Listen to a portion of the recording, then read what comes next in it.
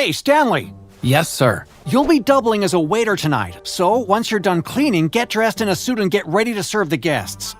Sir, I'm supposed to close by 7 p.m. That's the end of work hours for me, sir. Well, not today. You'll probably be here till tomorrow morning. One of the waiters fell ill, so you'll have to take his place. Sir, does this mean I'll be paid his wage instead since he won't be coming in?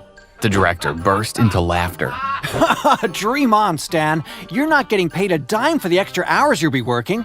If you're not happy with that, feel free to quit. There are millions of janitors ready to replace you. And in case you don't know, these people are happy to be paid half your salary for more work. Half of $2 per hour? I asked, surprised. Who in the world would want to be paid $1 per hour? I only took this job because I was dying of hunger. Sir, could I just get a tiny little bit of money from you? You didn't tell me about the event earlier, so I didn't bring anything decent to wear. I have to go back home, pick up something, and come back. He rolled his eyes and gave me my exact payment for the day. Nothing for the transport to go home and return again on the same day. Sir, this is my payment for the day. I'm aware. If I go home and come right back with this, I'll not be able to go home after the event or even get something to eat. I haven't had anything for almost 2 days. And you look so strong and healthy, I think you should starve yourself for a few more days so you'd feel better. I could feel the tears roll down my face as he walked away. I rounded my cleaning up and walked to the gate, but a security officer stopped me. Stan, my boy, what's up? Going home? Not really. I have to get something decent to wear and come back. Why? You're done for the day? The director gave me extra work. I'm doubling as a waiter tonight. Oh, that's good news. Extra cash, huh? The tears that formed in my eyes answered his question. Completed the school fees yet? I burst into tears. No, I think I may have to drop out. He patted my back, feeling sorry for me. Follow me. He took me to his locker where he brought me out a worn-out suit. It was baggy and kind of torn, but I was so grateful. I knelt down and hugged his legs. Please, stop it, he said as he went back to his position, squeezing $20 into my hand before leaving. This action meant the whole world to me because I knew that he wasn't getting paid much either, as we were grossly underpaid and undervalued in the company. Hi, my name is Stanley, and today I'm sharing how I escaped the shackles of poverty and became a billionaire by doing something simple. Hit the like and subscribe button if you also want to become a billionaire without breaking a sweat. The event tonight was a fundraiser hosted by a crazy billionaire called the Mad King. I ran around serving drinks, snacks, and cleaning up after people. The Mad King donated to various charities that night, and the crowd went wild with happiness. Guys, calm down. I know you all love me. Yeah! The crowd replied. Phew, look at these waiters running around and cleaning up after us. Such a hard and unappreciated job. Do you guys know that I once worked as a waiter? What? No! Impossible! I don't believe it.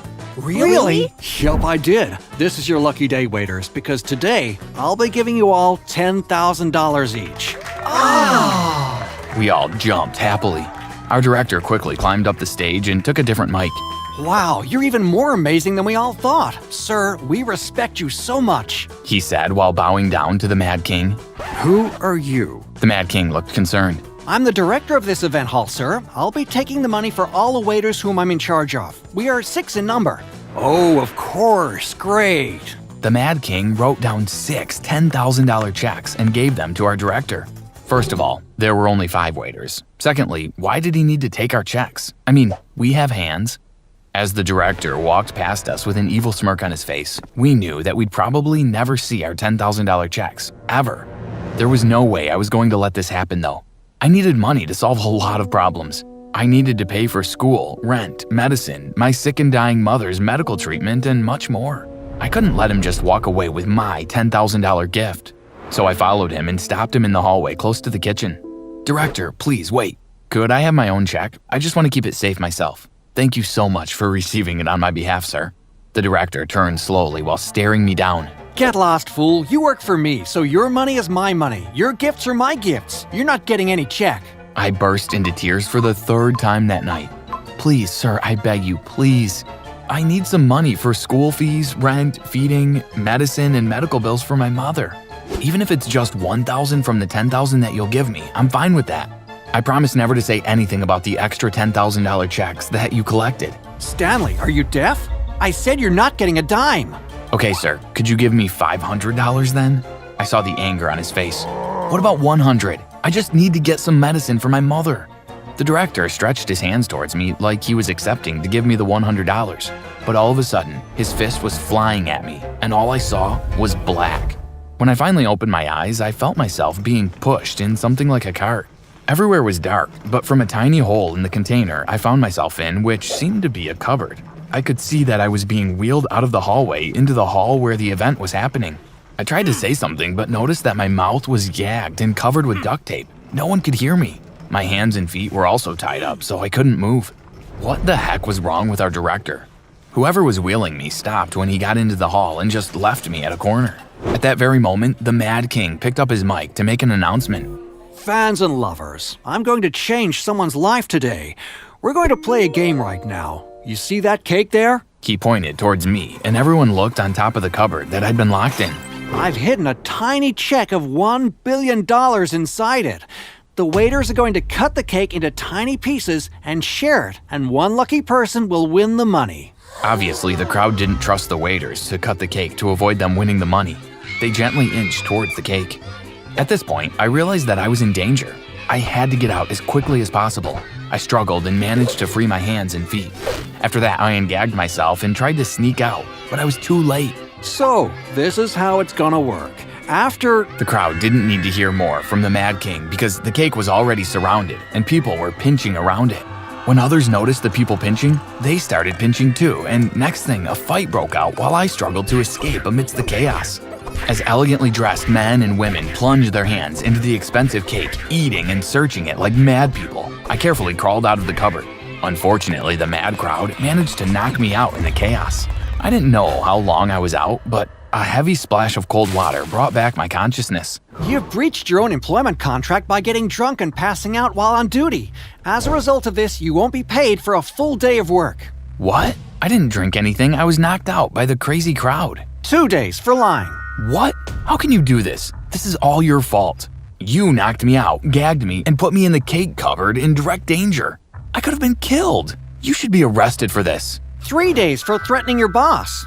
I felt a familiar pang of resentment in my soul, but I just kept quiet. Still have something to say, Stanley? I just stared at him angrily. 4 days for giving me a bad look.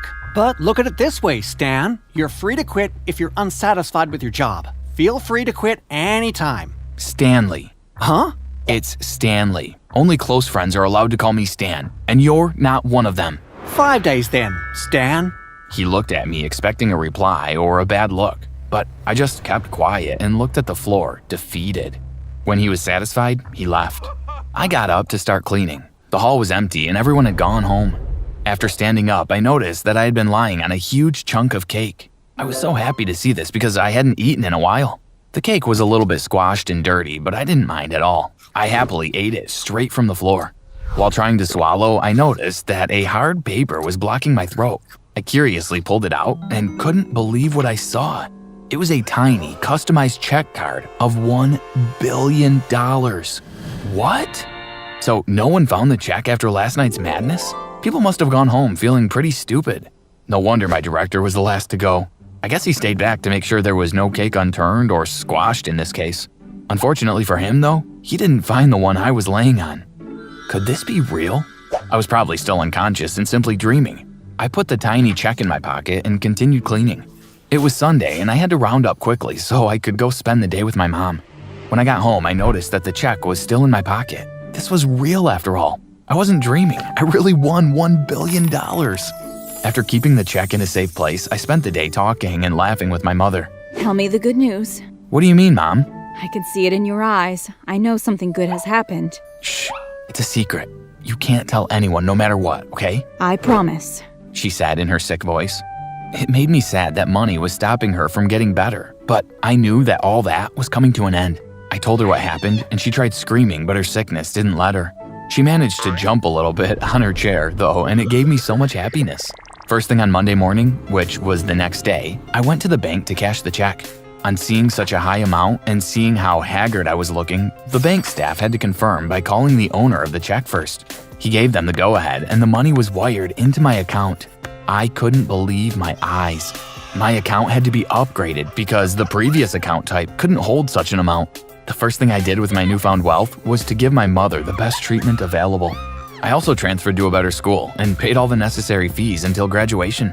I separated, then locked some money for college, invested in stocks and Bitcoin, paid my rent for a few years, and bought necessities that would also last a few years.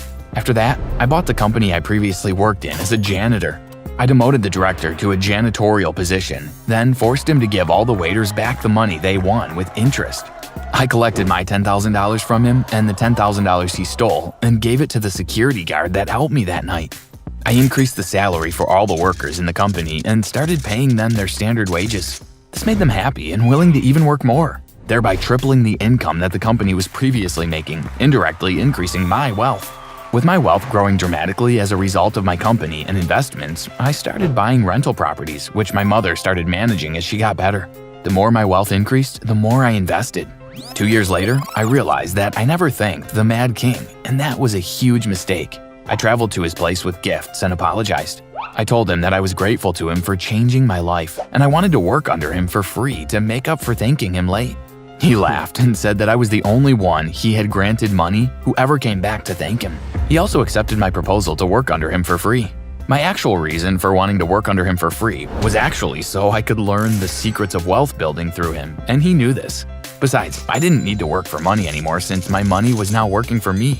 To my surprise, he gave me the position of a janitor to begin with, and as disgusted as I was, I knew that it was simply a humility test, so I accepted it.